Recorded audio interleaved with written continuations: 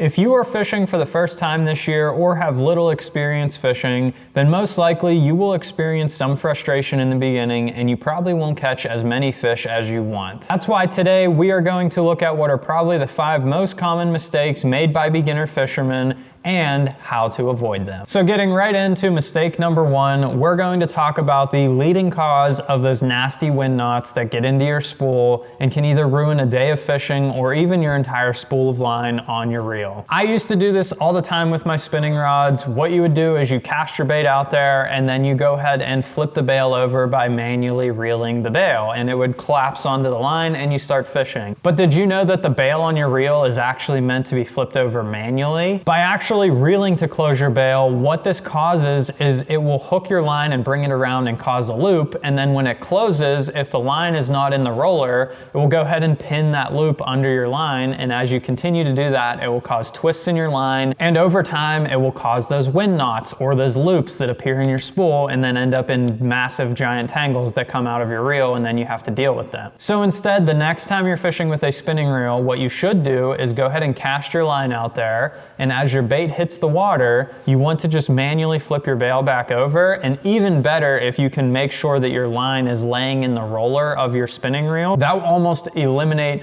wind knots entirely from your setup. You will still get some from time to time, especially if you're casting into heavy wind. That's why they're called wind knots. But for the most part, if you're making sure that your line is landing in that roller and you're manually flipping that bail back over, it's going to lay that line a lot nicer on your spool, and you're gonna get much better results out of your spinning reel and have a lot more better days fishing without so many tangles. Jumping right into mistake number 2, it is actually going to be not paying attention to the details in your gear. Now, paying attention to details in fishing is super important no matter what you're doing. Paying attention to the types of food those fish are feeding on so you can match the hatch, or paying attention to where those fish might be located to catch even more fish.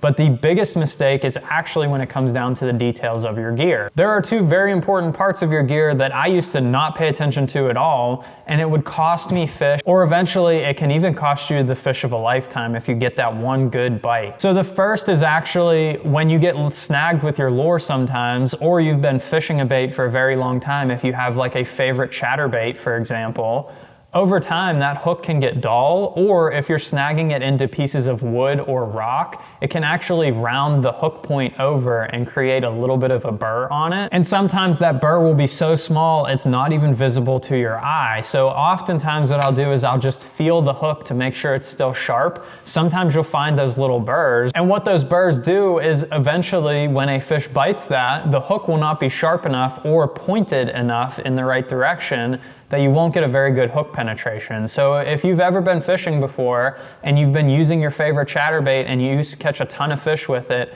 and now it seems like every time you hook up on a fish, it jumps and the bait flies out of its mouth, maybe check your hook point, and a lot of times you'll find a little burr there that could be costing you fish. It would suck to finally get the bite of a lifetime and lose that fish because you had one little burr on your hook. I used to never check my hooks at all until I started losing a bunch of fish, and then I realized to take a look, I would snag into a piece of wood and sometimes I would dull my hook out. Eventually your tackle's made to be replaced, so as much as you might have a favorite lure, sometimes you gotta change out your hooks to catch the most amount of fish.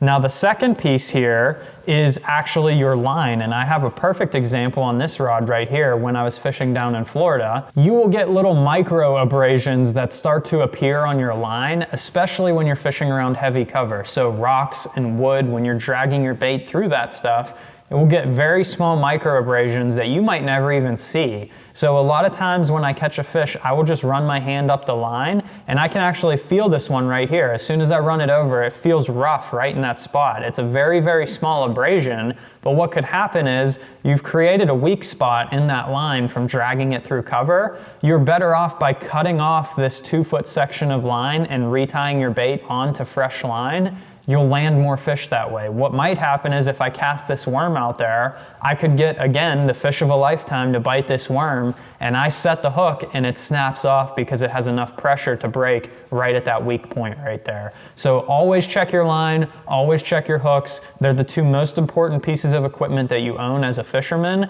They're the ultimate piece of equipment that gets the fish in the boat or on the land. So check those 2 as often as possible. I've gotten to the point that I almost check them in between every single fish just to make sure my baits are still properly performing and I don't lose that fish of a lifetime. So the third mistake is actually going to come down to how you're rigging your bait. This is going to give you the most performance out of your bait, and it's ultimately how you're either tying your bait on or how you're putting it on the hook. Starting with your hard baits, one thing that I used to do all the time to allow me to change baits faster is use these guys right here, which are snap swivels. This is probably one of the most important takeaways of today's video is please do not ever use snap swivels on your fishing lures, specifically when you're bass fishing. There are some instances where a snap swivel might work for other species potentially, but for bass fishing, if you're tying on a crankbait, tie your crankbait directly to your line. Don't take a snap swivel and go ahead and hook it on there.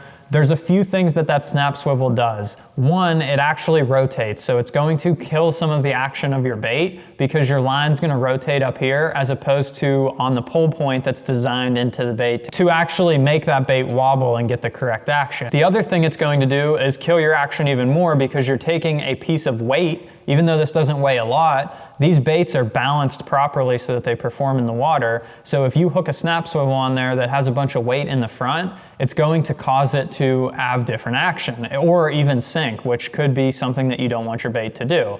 So don't use any snap swivels. Go ahead and tie your baits direct to your line. This applies for everything, even if you're using like a swim bait or a chatterbait or something like that. Don't use a snap swivel. Tie everything direct to your line and you will have more success by doing that. It will get a lot better action out of your bait. Now going into the actual soft plastic aspect of it, the biggest thing is just making sure your bait is rigged straight. Whether you're doing a Texas rig or a soft plastic swim bait on a jig head, the biggest thing is to make sure this thing is straight. It will give you the best action out of your bait. If it has a big kink in the bait or something like that, it'll actually do two things. One, it will have worse action and sometimes that's costing you bites even though you would never know because the fish just aren't biting your bait now. Or two, that kink can actually cause the bait to twirl in the water, and over time it will twist your line up and cause you tangles down the road. So making sure your bait is straight and swimming properly and naturally will get you the most amount of bites. So paying attention to your rigging of your baits will have you catching more fish in no time. Before we get into the last two mistakes, only about 14% of you that watch my videos are actually subscribed. So if you could head down below and hit the subscribe button for me, I'm trying to reach the 100,000 subscriber mark this year, and it would be greatly appreciated to help me out with that goal. The fourth mistake is one that I was a huge culprit of when I began bass fishing, and that is actually being afraid to put your bait near the cover. Fishing tackle is very expensive these days, and it's often scary to throw your bait into some dense cover like a big tree or cattails and lily pads and stuff like that. But that's ultimately where the fish live, and they're opportunistic feeders. So if that fish is sitting in a lily pad waiting for something to come by and ambush it, and you're afraid to throw your bait near the lily pad, you're gonna catch less fish. So to ensure you're catching the most amount of fish possible, make sure you're getting your bait near the cover where the fish actually live. If you're fishing a lily pad field, find a bait that can work through a lily pad field and work your bait through there effectively, and don't be afraid to lose a bait in there. Yes, you will lose some baits from time to time. That's just the way it is with fishing, unfortunately. But if you're putting your bait near cover, that's where the fish live, that's where they want to eat, and they're most of the time not going to leave their cover to go chase down a piece of bait unless it's a really tempting meal or the perfect day of fishing where they're willing to chase and eat everything. And the last mistake is probably the biggest trap that I fell into when I started fishing, and it's always wanting to have the next greatest lure or the most amount of tackle that you think it will help you catch more fish. I'd spend all this money on fishing tackle, buying different types of baits, different colors, different sizes, thinking that was gonna make a huge difference. And while it does, in the beginning when you're learning how to fish, I highly recommend just picking a few baits that you have confidence in. So if you are really confident in throwing a chatterbait, you catch fish every time you go out with it, buy one or two colors of a chatterbait and go use that anywhere you fish.